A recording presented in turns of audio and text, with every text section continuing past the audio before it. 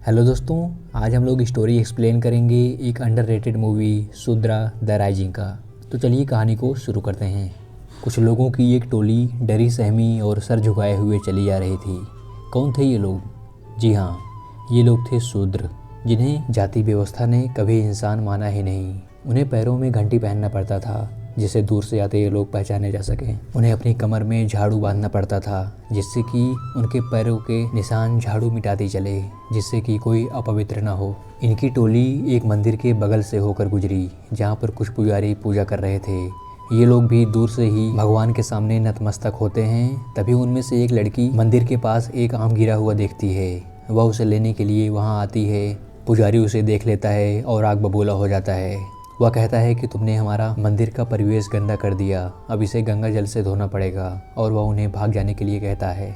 ये लोग अपनी भारी भूल के लिए माफ़ी मांगते हैं और वहाँ से सर झुकाए चले जाते हैं। उसके बाद ये लोग अपने गांव पहुँचते हैं। वहाँ पर जमींदार ठाकुर आया हुआ था। उसे देखकर भी ये लोग नतमस्तक होते हैं।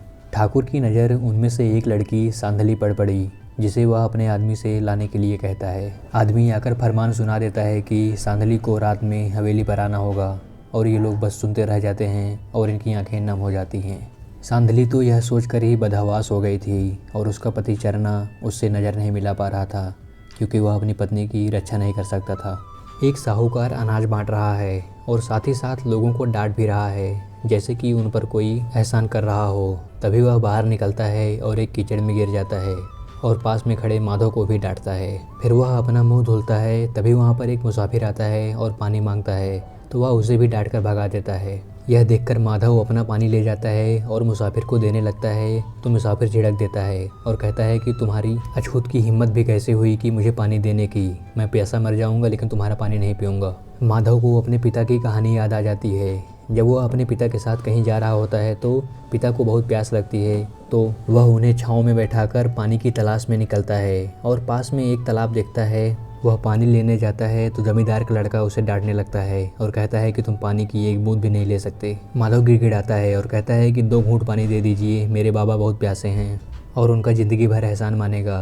ये लोग हंसी उड़ाते हैं और उस पर पानी का छींटा मारने लगते हैं और उसके बाद पत्थर से भी मारते हैं। इससे वह बेहोश हो जाता है और इन लोगों के जाने के बाद वह उठता है तो देखता है कि उसका बर्तन भी टूट गया है। वह किसी तरीके से थोड़ा सा पानी ले जाकर अपने बाबा को पिलाता है, लेकिन तब तक उसके बाबा की सांसें थम चुकी थी। माधव बहुत रोता है और कहता है कि वह कितना अभागा है कि अपने पिता को 2 घूंट पानी भी नहीं दे सका। यह सोचते हुए शाम हो गई थी और माधव अपने घर चला आया।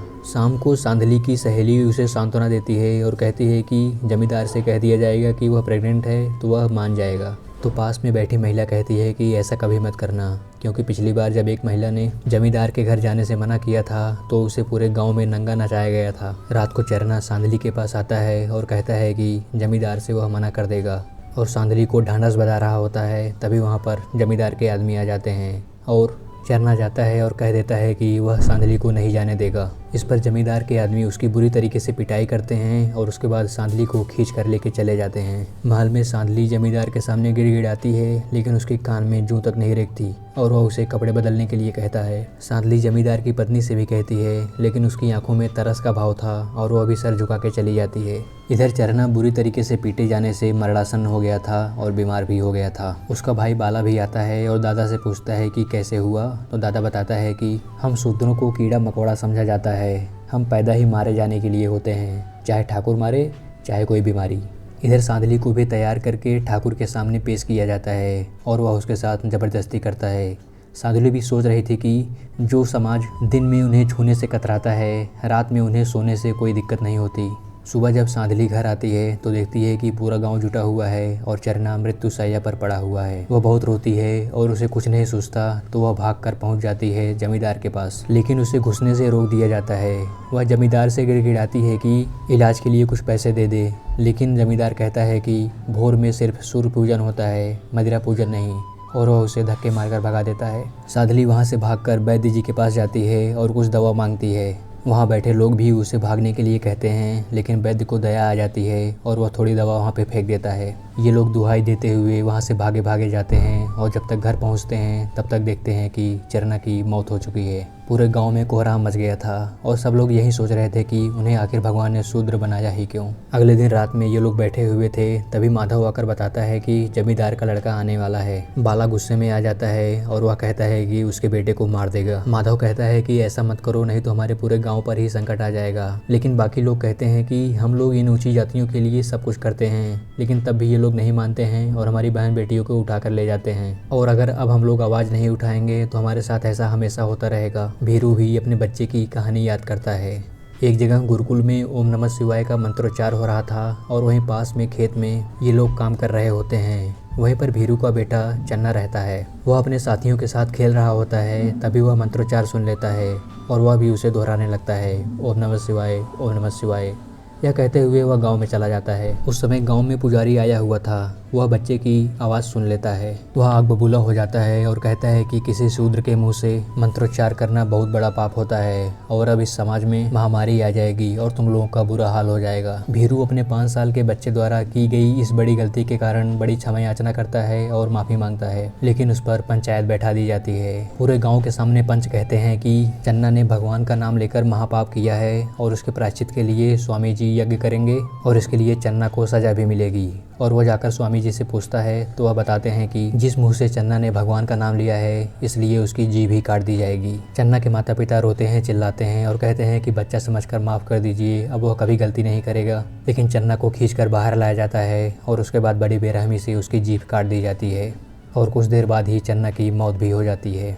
यह सब सोचकर भीरू चिल्लाने लगता है और ये चारों लोग निश्चय करते हैं कि अब हम लोग प्रतिशोध करेंगे और जमींदार के लड़के को मार देंगे और ये लोग प्रस्थान करते हैं।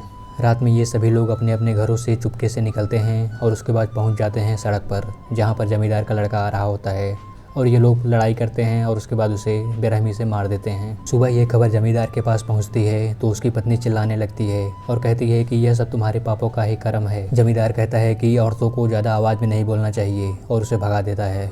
उसके बाद वह जंगल में जाता है और अपने बेटे की लाश देखता है। तभी उसके आदमी को एक घंटी हाथ में लगती है जो शूद्र लोग अपने पैरों में बांधते हैं। वह आकर जमींदार को दिखाता है और कहता है कि इसमें शूद्रों का ही हाथ है। अब जमींदार के क्रोध का ठिकाना नहीं रहा। पहले तो वह अपने बच्चे की अंत्येष्टि संस्कार करता है और उसके बाद अपने आदमी को आदेश देता है कि पूरे शूद्र समाज को ख़त्म कर दिया जाए।